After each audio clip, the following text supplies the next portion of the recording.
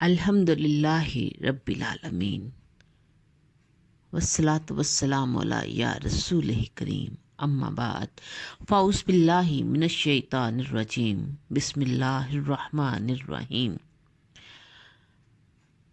آج آپ کو سیدنا غوث اعظم کے حسن عمل کے بارے میں بتاتے ہیں کہ وہ کس طرح سے اپنی زندگی میں حسن عمل کا مظاہرہ کرتے تھے اور رسول اللہ صلی اللہ علیہ وآلہ وسلم کی سنتوں کی اتباع فرماتے تھے۔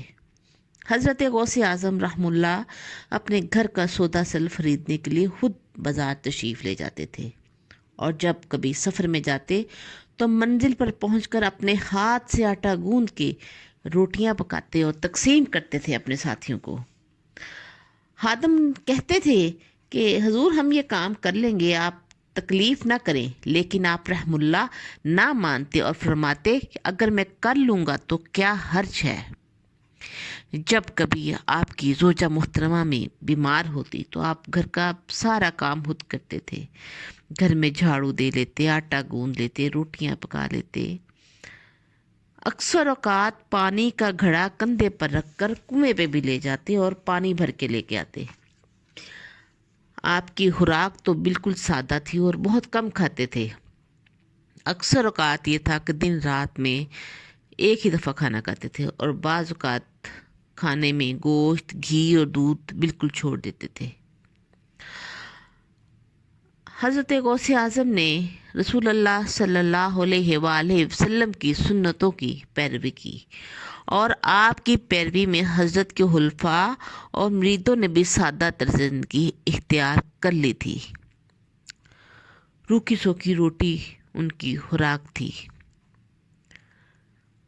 امراء کی صحبت سے گریز کرتے تھے اور غریبوں کے درمیان بیٹھنے میں خوشی محسوس کرتے۔ حضرت غوث اعظم کے کپڑوں پر کئی پیوند لگے ہوتے، اکثر زمین پر سوتے۔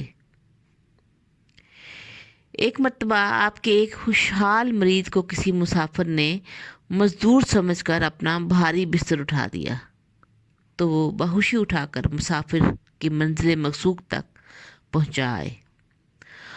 جب وہاں لوگوں نے انہیں پہچان لیا تو کہنے لگے کہ حضرت یہ کیا ہے؟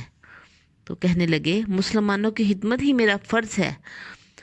مسافر نے معذرت کی تو فرمایا بھئی اس میں حرج ہی کیا ہے اگر میں ایک مسلمان کے کام آ گیا ہوں۔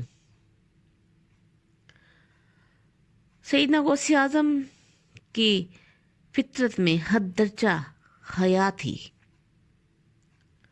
آپ زیادہ تر خاموش رہنا پسند کرتے تھے، ضرورت کے سوا کوئی کلمہ منہ سے نہ نکالتے تھے۔ البتہ خلاف شریعت کی کام ہوتا دیکھتے تو خاموش رہنا گناہ سمجھتے تھے۔ اسی طرح وعظ و نصیحت کے وقت بھی آپ رحم اللہ خاموشی ترک فرما دیتے۔ آپ سے کبھی بھی کسی نے کوئی ناشائستہ یا غیر ضروری بات نہیں سنی تھی۔